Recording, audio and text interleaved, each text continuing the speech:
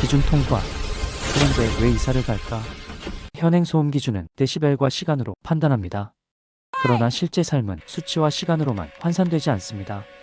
야간에 30분씩 끊어져서 들려오는 소음은 기준을 넘지 않을 수 있습니다. 하지만 그 30분이 3번, 4번 반복되면 아래층 사람은 완전히 무너집니다. 수치상 문제없다. 판정 뒤에 숨은 것은 수치상 소리를 문제 견디며 없습니다. 살아야 하는 사람들의 불면과 공포, 그리고 결국 이사를 결심하게 되는 조용한 퇴출, 더 나아가 이웃 간의 불미스러운 사건과 사고입니다. 상담센터, 분쟁조정, 콜센터가 있습니다. 하지만 현실은 입증을 위해 녹음 파일, 기록, 대면 회의, 감정과 시간을 갈아 넣습니다. 결과는 종종 그 노력을 상쇄하지 못합니다. 그래서 위층에서 제도는 계속 소음이 존재해도 커서요. 많은 사람이 측정해보니 인터넷에서 포기합니다. 74데시벨까지 나와요. 그래도 해결은 어렵다고요? 이러다 뭐가 바뀌겠어요? 위층과 아래층에 숨겨진 권력.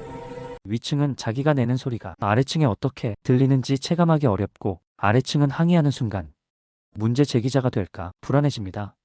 그 틈에서 책임져야 할 주체 건설사와 정책은 뒤로 빠집니다. 비용과 시장 경쟁을 이유로 더 두꺼운 슬래브와 진동, 차단 설계를 외면해왔습니다. 그 결과 소음은 구조적 결함이 아니라 이웃 간의 매너 문제로 포장합니다. 사후 조정보다 사전 구조 개선이 우선입니다. 최소 기준 하한선만 둘 게 아니라 더 잘 짓는 건설사의 강한 인센티브와 공개평가가 필요합니다.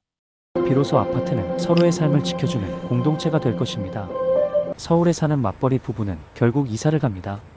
이사간 아파트에서 조용한 천장을 보고 안도의 한숨을 쉽니다.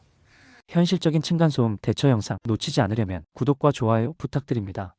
다음 영상 제작에 큰 도움이 됩니다. 감사합니다.